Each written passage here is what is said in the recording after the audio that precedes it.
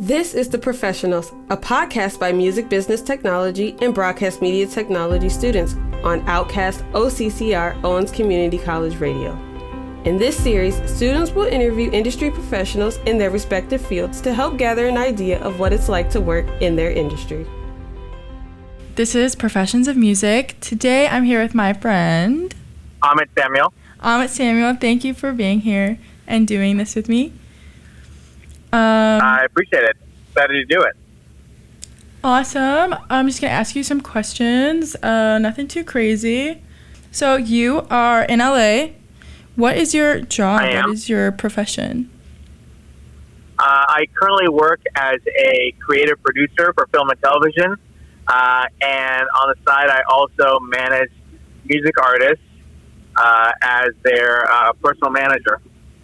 What's your area of expertise? Like, what are some requirements that these jobs, like some roles you have to fulfill?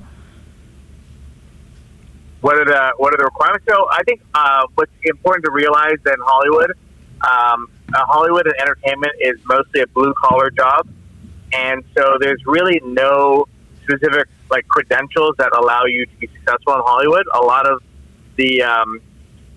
Hollywood is learned by working under someone that has more experience. And so whether you're working in film and TV or you're working in music, generally you will find a place where somebody takes an interest in you or wants to teach you the business, and you learn under them for a certain period of time before you kind of go out on your own. What are some educational or experiences you've had, some educational background that has helped you land a career in this field? So I did my bachelor's degree, and so once I finished college, I think that it really helped me kind of find my first job in Hollywood. And so, for a lot of people, they use their kind of college relationships to find an internship. And the people that don't have like a college, kind of process, if they're an artist or if they're a musician or whatever else, a lot of times they'll kind of go into it through the actual production way, where they actually work in physical production, whether it be in film and TV or in music, and they kind of work their way up. Their college is basically learning about production and film and TV and music by doing it. Did you go to school for that, or no? That's not what your bachelor's is in? No, my bachelor's degree is in liberal arts, and I think that it's really great to have a basic understanding of the world before you come in here, but it's not necessary. I think that a lot of the best people that are working in music, they are students of music, and they've immersed themselves in a certain thing.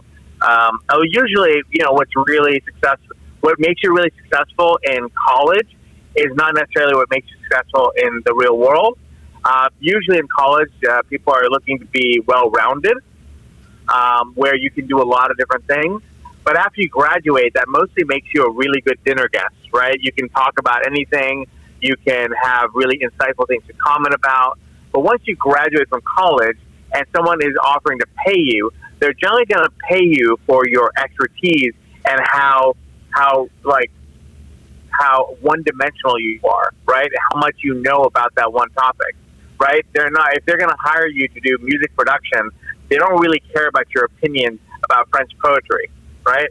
Exactly. And so a lot of times with music or any kind of creative profession, if you're in a academic setting, what's super important is that you immerse yourself and you make yourself an expert in something.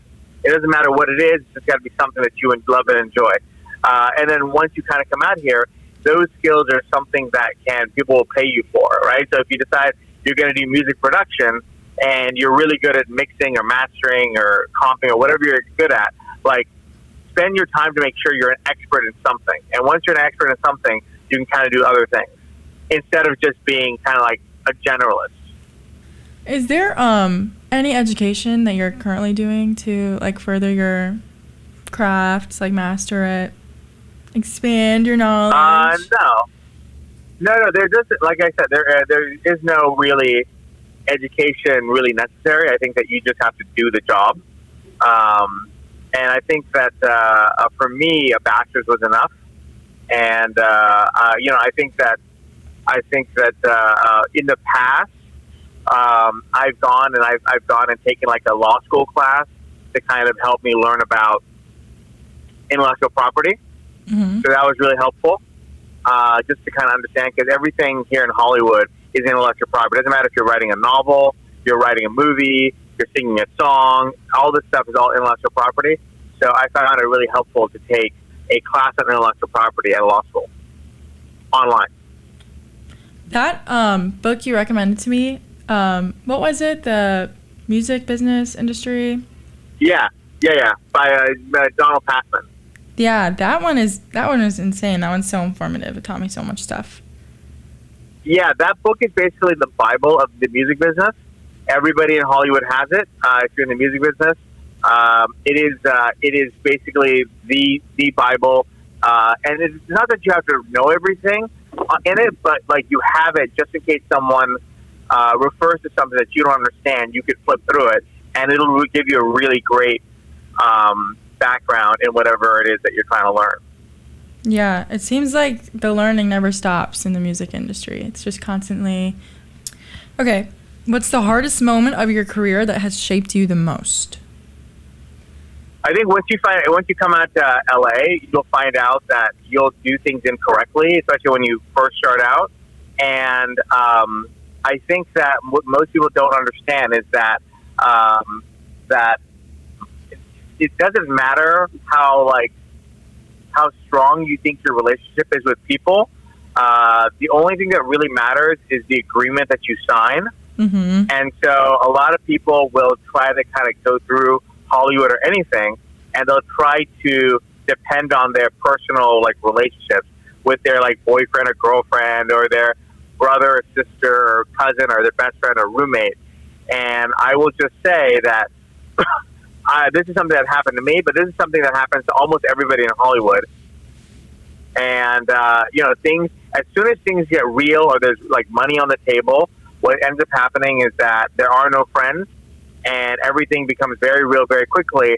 And businesses, labels, studios, etc., want to pay the least number of people as possible. So if there's no legal reason for them to keep you on board, they won't. Yeah. So when I was very young in this business, when I started as a young assistant, when we represented, I watched us.